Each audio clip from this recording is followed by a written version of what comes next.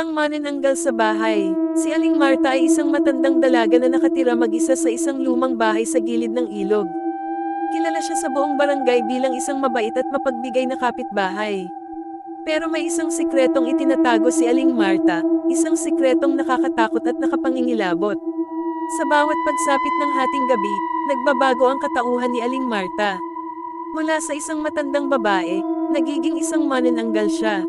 Ang kanyang katawan ay nahahati sa dalawa, ang pangitaas na bahagi na may pakpak ay lumilipad sa gabi upang maghanap ng dugo, habang ang pangibabang bahagi ay nananatiling walang buhay sa loob ng bahay. Isang gabi, dumating sa kanilang barangay si Ben, isang binatang guro na naghahanap ng tahimik na lugar para maghanda sa nalalapit na pasukan. Nagkataong inupahan niya ang bahay ni Aling Marta. Sa mga unang gabi, tahimik ang lahat. Pero isang gabi, nagising si Ben sa isang kakaibang ingay. Parang may umiiyak na sanggol. Naglakas loob siyang lumabas ng kanyang kwarto para tingnan ang ingay. Nagulat siya nang makita ang katawan ni Aling Marta na nakahandusay sa sahig, at ang itaas na bahagi nito ay wala. Sa takot, naisara niya ang pinto at nagdasal. Maya-maya pa, narinig niya ang paglapit ng isang bagay.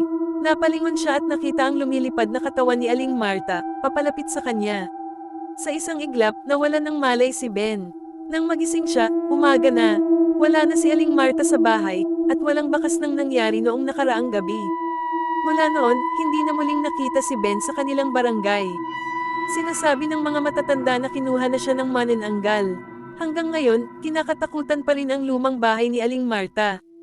Sinasabing sa bawat hating gabi, naririnig pa rin ang iyak ng isang sanggol, at minsan, nakikita ang anino ng isang lumilipad na nilalang sa kalangitan. Gusto mo pa ng isa pang kwento?